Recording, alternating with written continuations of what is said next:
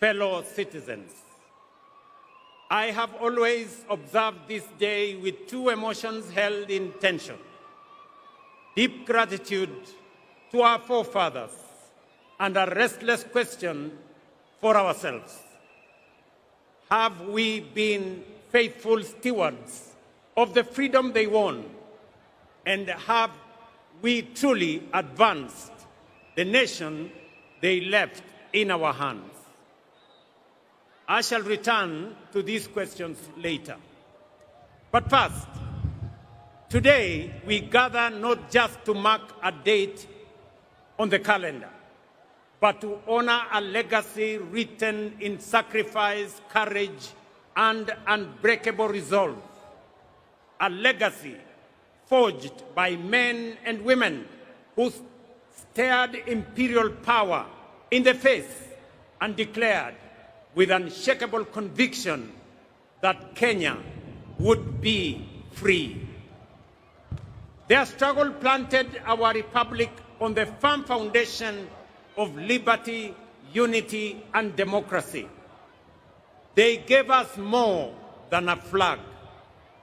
They gave us a future.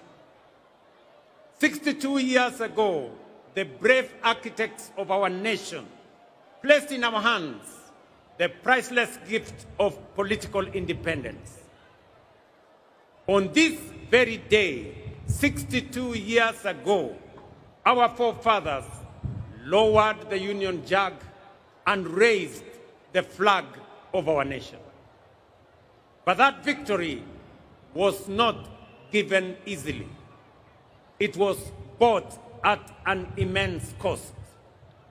The road to our nationhood was carved by the unbreakable spirit of our freedom fighters, men and women who refused to bow to the humiliation of colonial rule. From villages to towns, from farms to factories, to classrooms and marketplaces, Kenyans from all walks of life rose as one, declaring that our humanity would not be diminished, delayed, or denied. And when brute force was unleashed against them, their determination outlasted it. Thousands paid the ultimate price. Many more were detained. Whole communities were uprooted. Punishment, pain, exile, and prison became the tools of repression. But what no empire could crush was their determination, resolve, and the unity of purpose.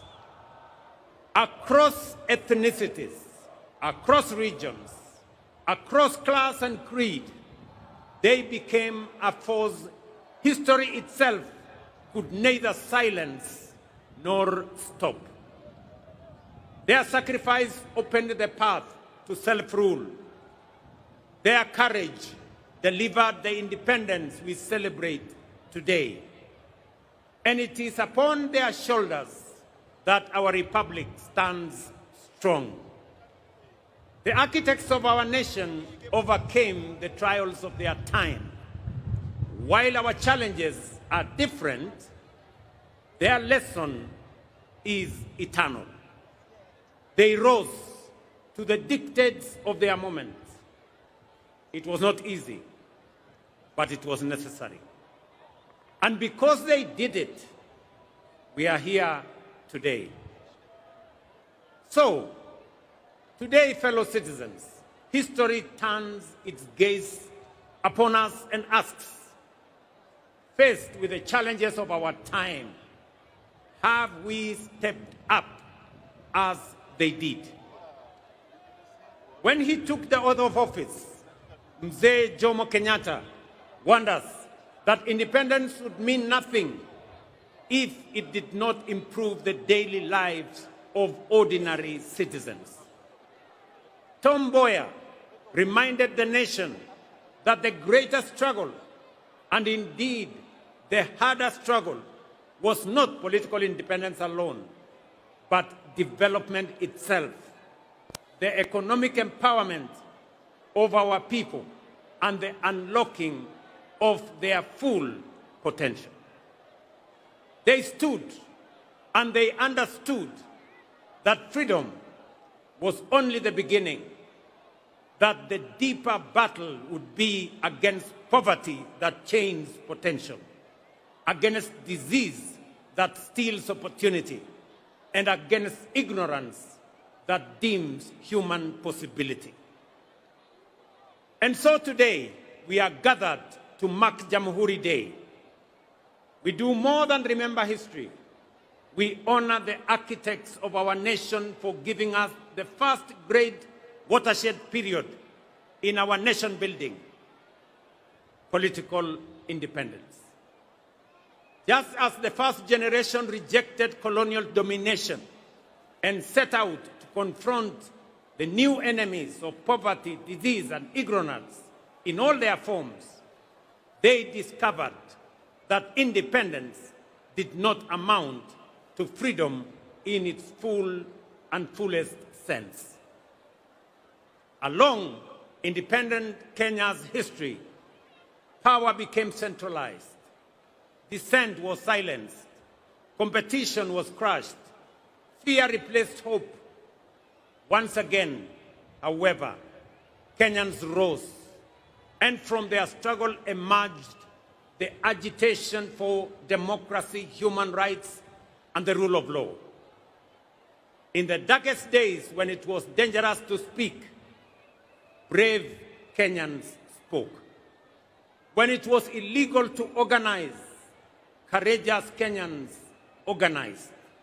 Students, clergy, lawyers, journalists, workers, and politicians stood firm against detention, against torture, against exile, and even death, so that Kenya could break and breathe again. This generation of courage produced towering figures whose sacrifice expanded the democratic space we enjoy today. Foremost among them was the late Right Honorable Raila Amolo Odinga, a stalwart of our country's democratic journey, who left us just under 2 months ago. Raila devoted his life to the pursuit of freedom, justice, and peaceful coexistence. His courage, resilience, and unwavering belief in the power of the people shaped defining chapters of our national story and inspired generations to believe that change is possible. I now respectfully urge all of us to join me in observing a 1 minute of silence in honor and remembrance of the Honorable Raila Amolo Odinga and honor his sacrifice, service, and enduring legacy.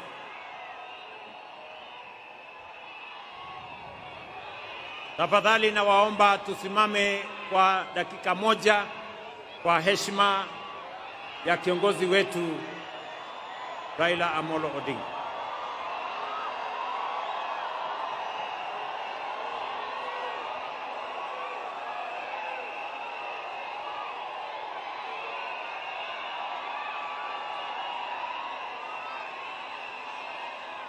Asanteni sana. Asanteni sana. May his spirit continue to guide our nation forward.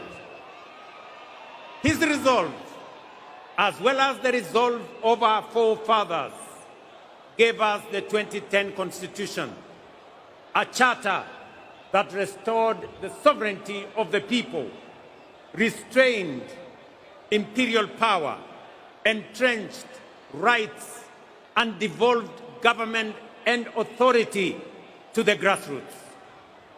But it promised something even greater: It guaranteed economic and social justice.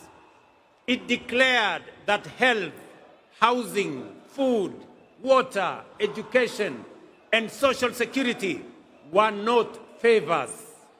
They were fundamental rights. It was a bold promise. It was a moral imperative. It was the unfinished dream of both the independence and subsequent generations. Yet today, with honesty and humility, we must admit that this promise remains incomplete. Yes, progress has been made, but the deeper promise, a Kenya where every citizen lives with dignity and shared prosperity, remains unfulfilled. For too long, stagnation has returned in cycles. Negativity has been normalized, and too many have been asked to make peace with mediocrity. That is why, before the last election, we had already realized that although we had achieved political independence and our constitution expanded our democratic human rights and the rule of law, we still had not fully consolidated our nation. These two milestones, great as they were, had over time been undermined by the paradox of the marginalization of the majority. We saw clearly a system in which a few rose to the top of the pyramid, while millions at the base struggled to survive.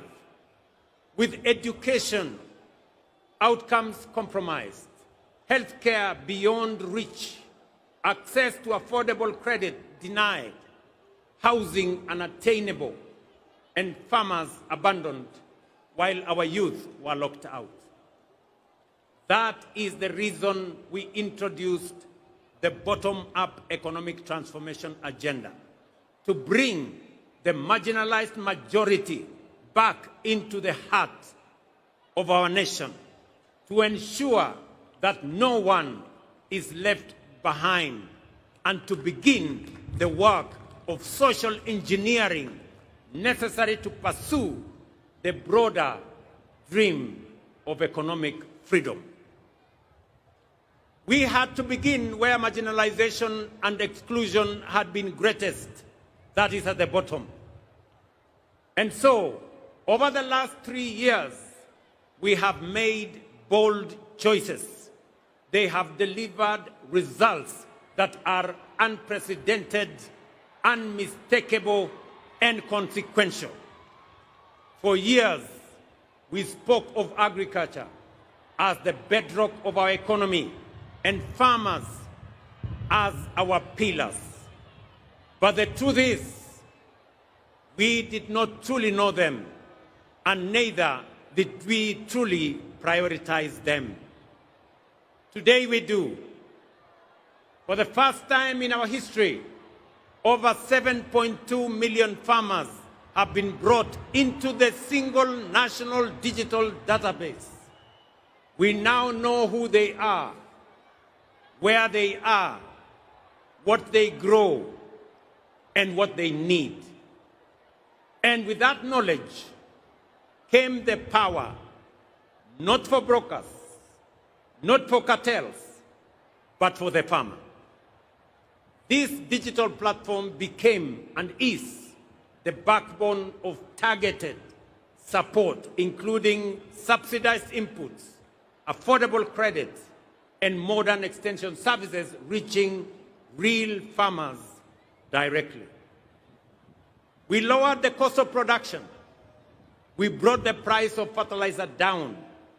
And in so doing, we restored profitability to the smallholder farmer who produces over 70% of our food. Fellow citizens, The results are undeniable. Maize production is up. Prices of flour is down. The tea sector is rising. Coffee is rebounding. Dairy is expanding. And the sugar industry has been reformed. By strengthening value chains, cooperatives, irrigation, and processing, we have built systems that work for our agricultural sector. And now, with millions of farmers no longer forgotten, we are ready to walk with them to the next chapter of economic freedom. 3 years ago, education was in distress. Classrooms were overcrowded. Many universities were technically insolvent, and teachers were overwhelmed. Today, we have hired 76,000 teachers, and by next month, a total of 100,000 teachers, the largest recruitment of teachers in Kenya's history.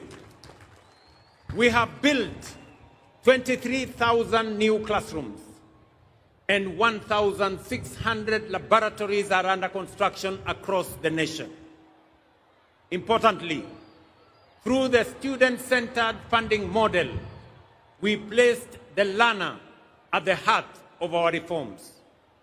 For the first time in our history, scholarships and loans now follow need and merit, ensuring that every deserving student has a chance and a just and equal opportunity to pursue their dreams. Nearly 500,000 students have already benefited from this funding model. Students who, under previous systems, would have been excluded by policies that failed to recognize them. This reform has lifted the financial burden from families and enabled students to choose courses that align with their talents, with their aspirations, and with the needs of our nation. Our healthcare, we have another irrevocable decision that no Kenyan should be too poor to live. For decades, universal healthcare was spoken of, but in our time, it is being actualized. We engaged 110,000 community health promoters who are now reaching millions who were once excluded, forgotten, and without access to health care. CHPs have already visited over 9 million households, screening millions of Kenyans for various ailments, including diabetes and hypertension. At the same time, we built a unified health information system that now gives us full visibility of our health facilities, patients, their progress, enabling us to track healthcare delivery in real time. Today, over 28 million Kenyans are registered under the Social Health Authority, up from 8 million under the old system. That means 19 million Kenyans who were once forgotten are now in the healthcare equation. Among them are 2.3 million vulnerable Kenyans, orphans, widows, and the elderly, whose healthcare is now fully paid by the government of Kenya. Healthcare was never meant to be a privilege. It is a constitutional right. And with the realization of this right, we are ready to work with all Kenyans into the next chapter of economic freedom. For the millions of Kenyans without employment, we moved beyond diagnosing the job crisis to deliberately creating opportunities through the bottom-up economic transformation agenda. For decades, Housing, while being a constitutional right, was promised but never delivered. Housing is not just about shelter. It is collateral. It is graded worthiness. It is stability. And it is the first step out of poverty. In just 3 years, through our housing program, over 240,000 affordable homes, hostels for 180,000 students, 30,000 institutional housing for our military, police, and prison officers, and over 400 new markets for our traders are under construction across all our 47 counties. This, ladies and gentlemen, is the largest public infrastructure transformation ever undertaken, not just in Kenya, but also in our region. So far, standing at an investment of 650 billion. Through this program, more than 480,000 Kenyans have secured jobs and enterprise opportunities across 300 active sites, from artisans to technicians to engineers and architects, shaping a new skyline in Kenya. We have ring-fenced billions of shillings for the Jua Kali sector, fully integrating their long-neglected engine of craftsmanship into the national construction value chain.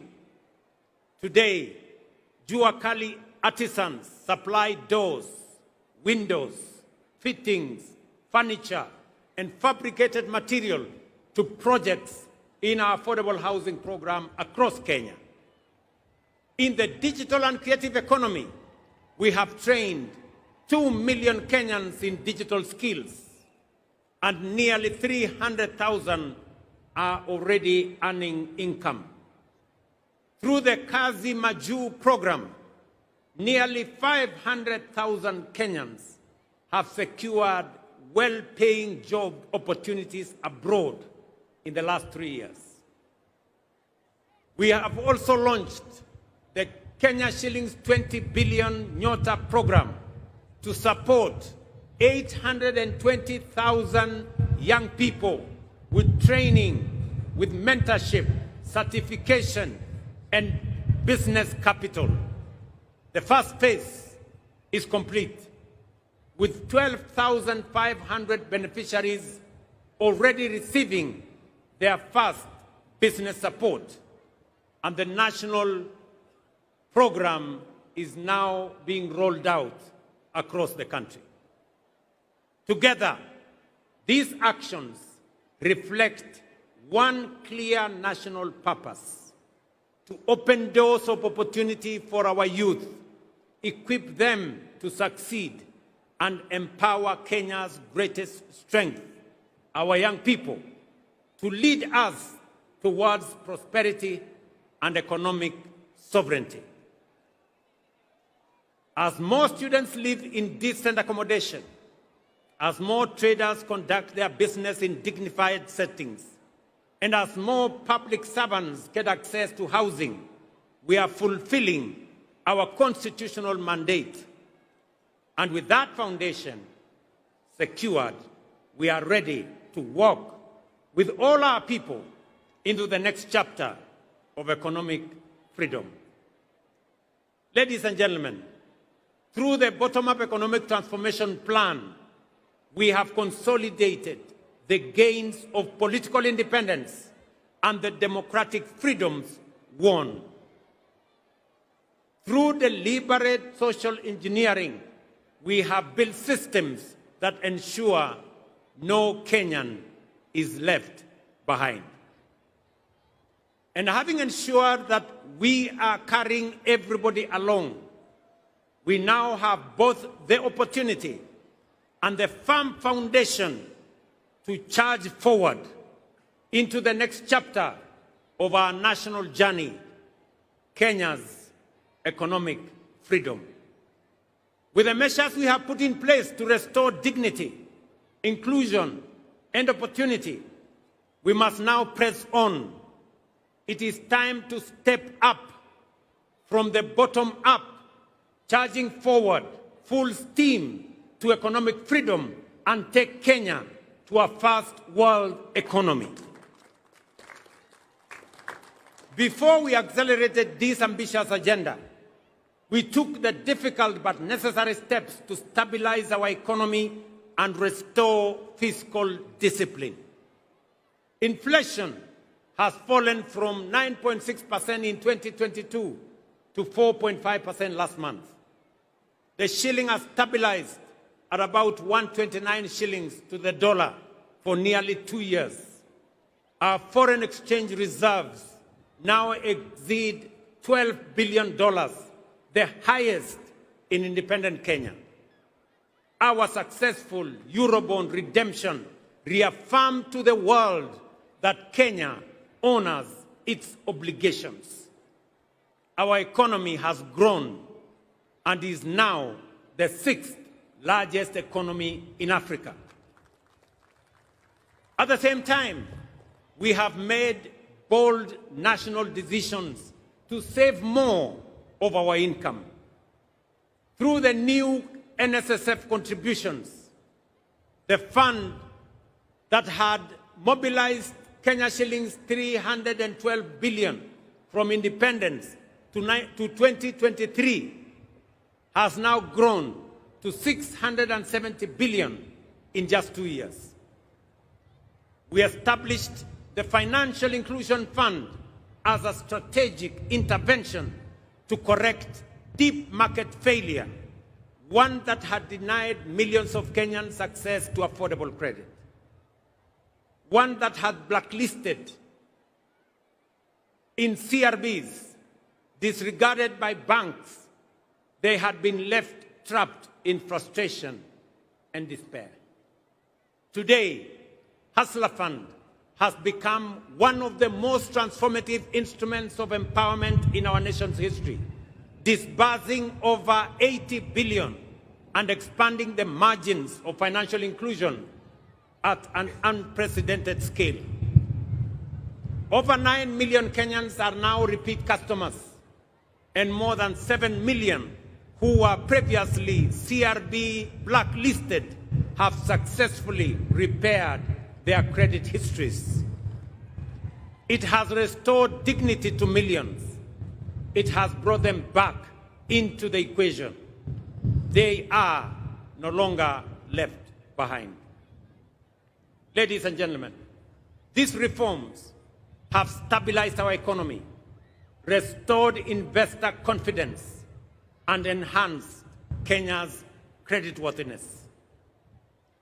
As we set out on this path of economic independence, let us remember that we are not the first to stand at such a crossroads. Nations like South Korea, Singapore, Hong Kong, and Malaysia once stood where we stand today, with limited resources, modest means, but armed with immense courage, determination, and ambition. Prosperity was not handed to them. They reached out for it. They rejected the ordinary. They refused to be prisoners of their circumstances. They believed in themselves and invested in their people. They were patriotic to their nation's cause and demanded excellence of themselves. Today, they stand as first world economies, not by accident, but by deliberate design, by intentional choice, and by purposeful conviction. Ladies and gentlemen, Kenya can, must, and will do the same and more.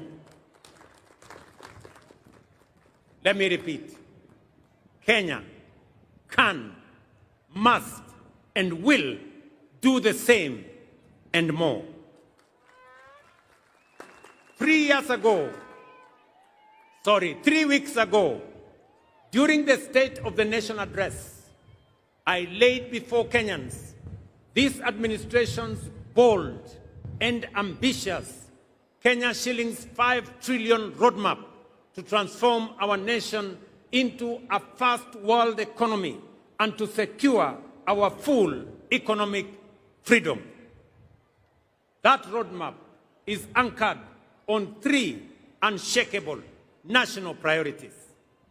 First, history teaches us that no nation ever prospered on poor roads, inefficient ports, and congested airports. Modern transport and logistics drive productivity, reduce the cost of doing business, and creates trade, business, and innovation and investment hubs.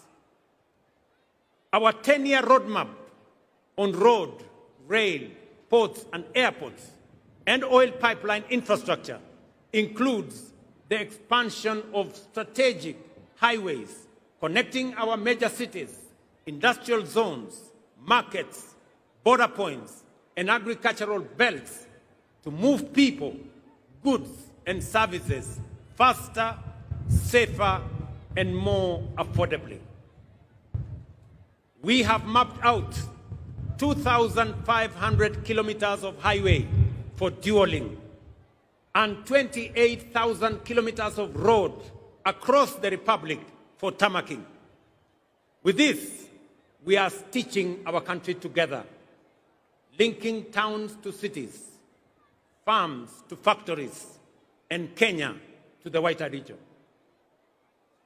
Last week, fellow citizens, we moved from promise to action when we officially launched the construction of the Nairobi-Nakuru-Mau Summit Road and the Nairobi-Mai-Mahiu-Naivasha Road, an investment of over 180 billion in a modern 223-kilometer multi-lane dual carriageway delivered through a public-private partnership model.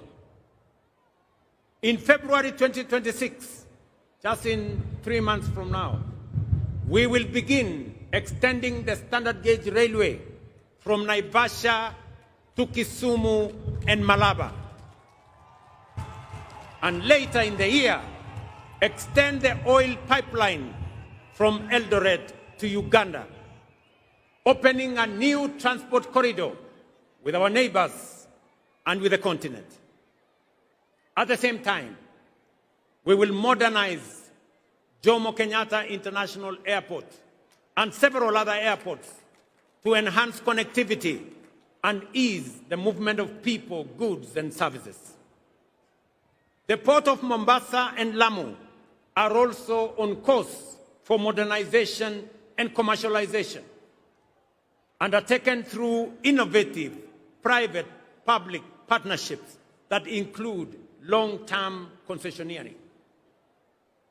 Charging forward, our infrastructure expansion will provide the foundational support for a strong and resilient economy that will drive transformative development for all of us. Number 2, fellow citizens, we must decisively shift our economy from dependence on imports to becoming a net exporter of agricultural products, manufactured goods, and value-added commodities. Kenya today spends nearly 500 billion shillings every year importing agricultural products. While we have reduced imports of maize, sugar, edible oil, rice, our progress is still constrained by the limitations of rain-fed agriculture. We can no longer leave the country's food security to the uncertainties of rainfall, especially in the context of climate change. To feed our people and produce surplus for export, large-scale modern irrigation is the only viable pathway forward. We have mapped out 50 mega dams, 200 mini dams, and over 1,000 macro dams across all our 47 counties, especially in our arid and semi-arid areas, which have expansive, fertile, and arable land currently not under production because of lack of water. With this plan, an additional 2.5 million acres of land will be brought under agricultural productivity through extensive water harvesting, water storage, and advanced irrigation technologies. This is not only about food and water security. It is a nation-shaping investment. It will drive our transition into a net exporting economy. It will uplift rural communities and end the indignity and shame of food insecurity. And it will anchor sustainable development for generations ahead. Charging forward, investing in modern irrigation will supply adequate quantity, good quality, and reliable raw materials required to power agro-industrialization. Through our special economic zones, export processing zones, and county aggregation and industrial parks, and our strategic market infrastructure across Kenya, these raw agricultural materials will be transformed into high-value products for domestic, regional, and global markets. Third, fellow citizens, energy is the lifeblood of any modern economy. Although Kenya's installed capacity stands at 3,300 megawatts, the intermittency of solar and wind leaves us with a firm capacity of only 2,300 megawatts, which is far below the demands of the Kenya we are building.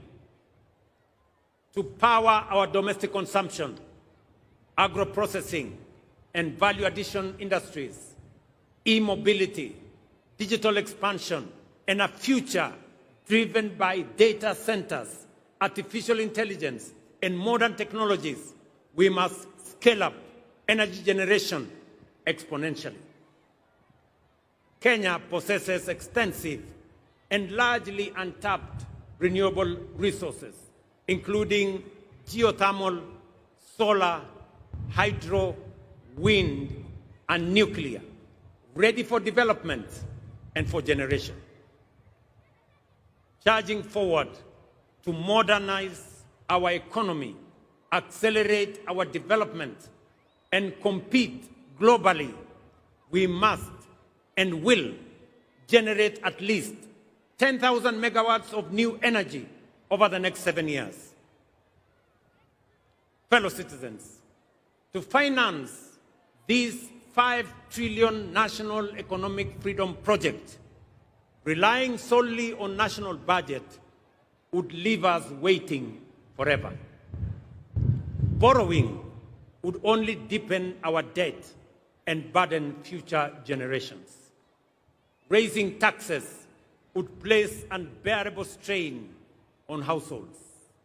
And choosing inaction would condemn our nation to stagnation. That is why we must act with courage, innovation, and foresight to design alternative financing mechanisms, leverage mature national assets, and tap into robust public-private partnerships to undertake this national development imperative. Fellow citizens, 3 weeks ago, I signed the Government-Owned Enterprises Bill into law. The new law revolutionizes the management and governance of state-owned enterprises, professionalizing boards through merit-based independent appointments and tying leadership to measurable results. This is a very consequential reform. It is the most far-reaching reform of government corporations since independence, aimed at turning legacy parastatals into commercially disciplined companies that will serve our public interest. The passage of this law ends the era of cronyism and patronage in our state-owned enterprises. This law explicitly disqualifies any person who has served in a public or political office within the last 5 years from appointment. On Monday, under this new legal framework, and to start this administration's bold and ambitious Kenya shillings 5 trillion roadmap to transform our nation, the Cabinet will meet to consider and approve the architecture of the National Infrastructure Fund as the engine that will align our financial resources with our development goals. Through innovative mobilization of domestic resources, strategic monetization of mature national assets, democratization of ownership through capital markets, and innovative deployment of national savings, we will unlock large-scale private sector capital to fund our national priorities while reducing reliance on borrowing and taxation.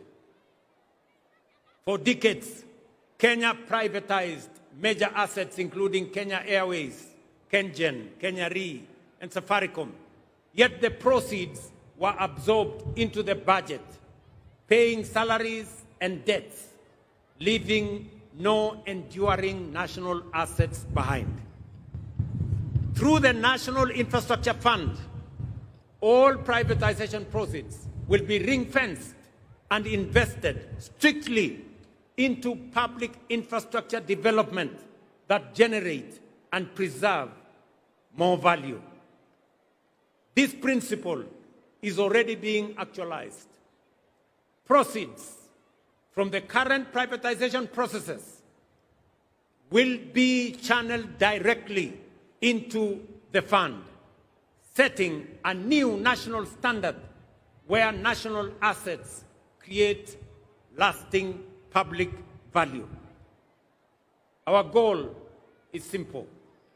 For every shilling in the National Infrastructure Fund, we will attract 10 more shillings from long-term investors, including pension funds, sovereign partners, private equity funds, and development finance institutions, allowing us to develop without the constraints that come with debt and taxation. The National Infrastructure Fund will not just be a financing instrument. It will be a generational strategy to mobilize capital, accelerate delivery, preserve value, and secure Kenya's long-term competitiveness. To secure future generations, again on Monday, the Cabinet will consider and approve the Sovereign Wealth Fund policy, anchored on 3 pillars, including savings for future generations, stabilization against global shocks, and strategic national investments. Natural resource royalties, dividends from public investments, and a percentage of privatization proceeds will capitalize this fund. This fund will impose on us the obligation of intergenerational equity, bringing to life Article 201C of the Constitution, which demands that the burdens and benefits of the use of resources and public borrowing shall be shared equitably between the present and future without shortchanging future generations.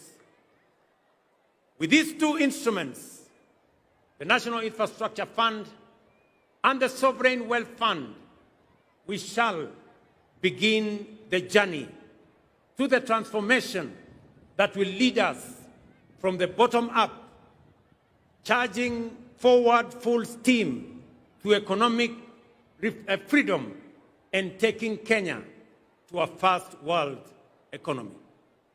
And I have said it is beginning next Monday. But fellow citizens, even the strongest financial systems, boldest infrastructure plans, and most ambitious economic strategies will fail if we do not secure the foundation of our national character. The realization of our economic freedom project will rest on three critical enablers: strategic human capital development, robust peace, stability, and security architecture, and unwavering integrity and fidelity to the national interest. To bolster human capital development, we have made bold investments in education, skills development, science, and innovation. We have raised the education budget from 490 billion in 2021 to 700 billion this financial year, and expanded science, technology, engineering, mathematics education. But to power our first world strategic human capital requirements, we must and will raise the National Research Fund from the current 0.8% to the requisite 2% of GDP. This is not, ladies and gentlemen, spending or social spending. It is nation building. The second enabler underpinning this national project is peace, stability, and security. For no nation can prosper in an atmosphere of disruption, violence, and criminality that leads to economic sabotage, destruction of property, and loss of lives. Stability is not an option. It is an enabler of everything we seek to build. Serious investors will not commit their investments in a country. Only serious investors will only commit their investments in a country that is peaceful, that is stable, and that is secure. For Kenya to attract sustained investment, for businesses to thrive, for jobs to expand, and for families to live without fear, we must secure our nation firmly, fairly, and without hesitation. Finally, the collective interests of all citizens, which form the national interest of Kenya, must be at the center of every action and engagement. Patriotism is putting the interests of the nation before tribe, clan, or self. Integrity in its highest form is patriotism in action. It is believing in our country. It is refusing to betray Kenya. And yet, let us speak honestly, our nation faces a serious integrity deficit. It begins early in our homes, in our schools, where seemingly harmless dishonesty later matures into grand corruption. Corruption is not merely theft of money. It is the theft of hope, opportunity, and destiny. This is compounded by negativity, division, erosion of shared values, and ethical and ethnic political mobilization. Hate and division, corruption and tribalism tear at the very social fabric of our republic. Ladies and gentlemen, our economic freedom project demands more than infrastructure and capital. It demands a renewal of our national conscience. We must build a strong value system. We must defend our national unity. We must raise our children in honesty, responsibility, and love for country. These three enablers, strategic human capital, peace, stability, and security, and national interest and integrity, are not optional ideals. They are the living foundation upon which our economic independence must stand. Without them, our ambition would remain promises. With them, our national priorities become achievable. Our investments become productive. And our vision of a prosperous, sovereign Kenya becomes not only possible, but inevitable. Fellow citizens, our founding fathers defeated colonial domination. The generation after broke the chains of dictatorship. The onus is on our generation, and particularly this administration, to achieve economic freedom. A freedom where effort is rewarded, where opportunity is shared, where dignity is guaranteed, where every citizen matters, and where no Kenyan is left behind. Let it be said of our generation that when Kenya stood at the edge of possibility, we chose courage over comfort, action over excuse, unity over division, and excellence over mediocrity. With resolute belief, today and every Jamhuri hereafter, we should find us true stewards of the freedom entrusted to us, that we shall honor our forefathers not only by remembering their sacrifice, but by fulfilling our duty and the assignment of our generation to secure for Kenya the full promise of economic freedom. It is time to step up from the bottom up, charging forward full steam to economic freedom and taking Kenya to a first world economy.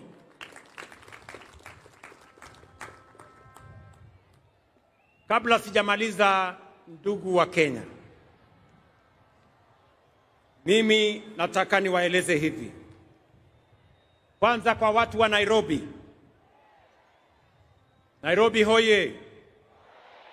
Nairobi hoye! Mimi, kuna mambo mengi tunafanya katika mji huu wa Nairobi.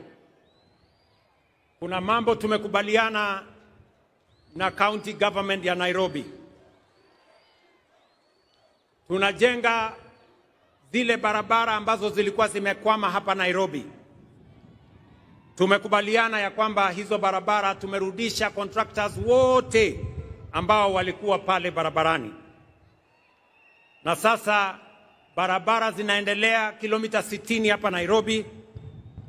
Kwa mfano, barabara ya Muhuri kule Dagoretti South, barabara ya Mama Wahu kule Dagoretti South, bypass ya Mihango Link kule Embakasi East, Umoja 1 SDA Road kule Embakasi West, Pindigwa Road kule Roysambu, na Road C Embakasi South.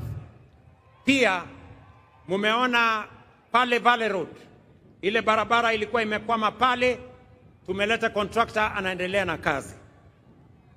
Ile barabara ya Ngong Road pia inaendelea, kazi inaendelea pale. Barabara ya Haile Selassie vile vile inaendelea. Na ningependa kutangaza ya kwamba kwa sababu barabara ya expressway imekamilika na wananchi wanatumia pale juu. Barabara ya chini iko na matatizo, na ndio sababu kuanzia hii Disemba mukienda Krismasi, tutajenga upya barabara kutoka kule JKIA kupitia hapa mpaka kule ABC, na tuifanyie beautification ndio Nairobi ionekane kama city ya taifa letu la Kenya.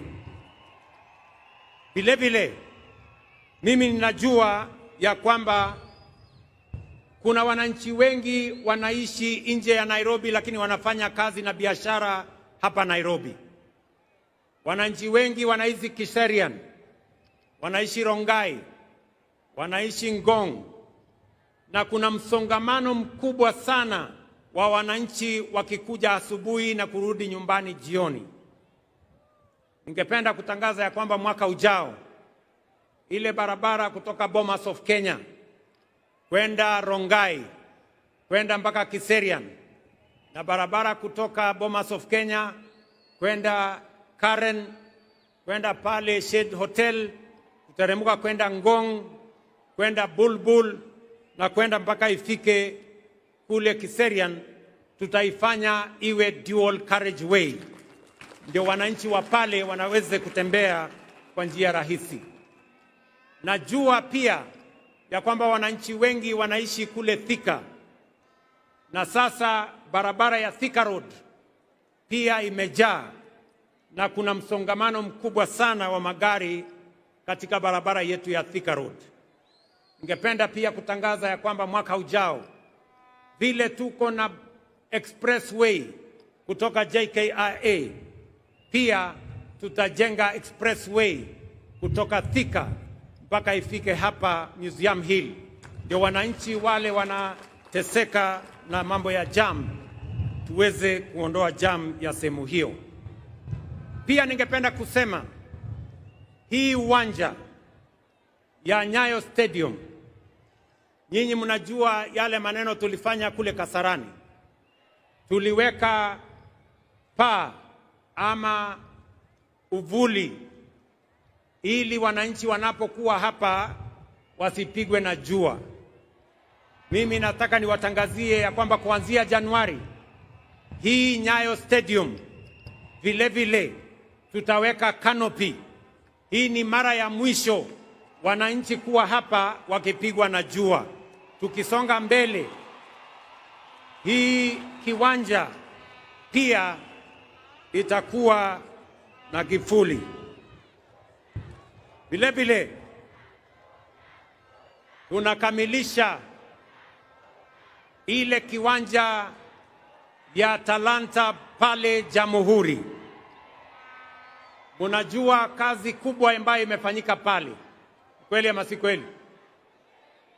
Na nimesikia yale gavana wa Nairobi amesema ya kwamba ile uwanja wa Talanta ipatiwe jina gani? Ati mumesema ipatiwe jina gani? Mumesema ipatiwe jina la Raila Amolo Odinga International Stadium. Nimewasikiza na tukikamilisha tutafanya hivyo. Mimi nataka niwashukuru wasanii ambao wametuimbia hapa. Asanteni sana kwa kazi yenu. Kolabo ya Iani, Femi One na Trio Mio wametuambia tunaweza. Tunaweza hatuwezi? Tunaweza hatuwezi? Tunaweza sio? Guardian Angel pia ametueleza kwamba wananchi wote na viongozi wote tuungane pamoja tujenge taifa letu la Kenya. Inawezekana haiwezekani? Mimi nataka niwapongeze askari wetu ambao walikwenda kule Haiti na mumewaona hapa, tuwapigie makofi jameni. wamerudi nyumbani na heshima kubwa sana kwa taifa letu la Kenya. And I want to thank them profoundly for their courage, professionalism, and selfless service to our nation and to the world, and for flying our flag high with honor and dignity.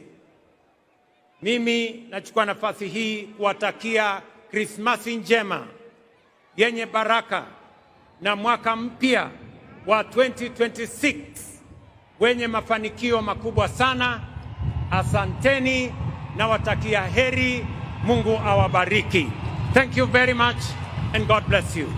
Asanteni kwa heshima. Naomba sote tusimame kwa wimbo wa taifa. Let's all be upstanding for the national anthem, kindly.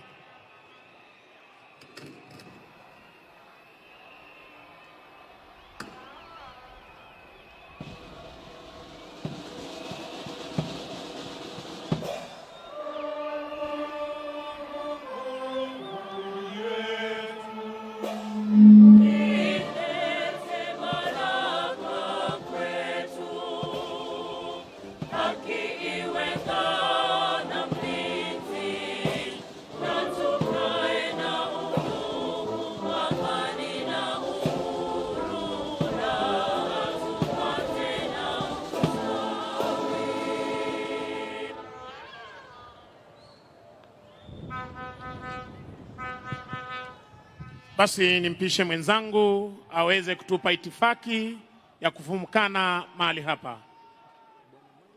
Bwana Mike Gitone, uwanja ni wako. Shukrani za dhati mwenzangu Bwana Misango Mbaye. Ningependa kutangaza sasa viongozi wote watatulia ili tuweze kuondoka kwa itifaki iliyopangwa. Na naomba sasa kutangaza kwamba Mheshimiwa Daktari William Ruto, Rais wa Jamhuri ya Kenya, pamoja na mama taifa ni zamu yao kuondoka sasa.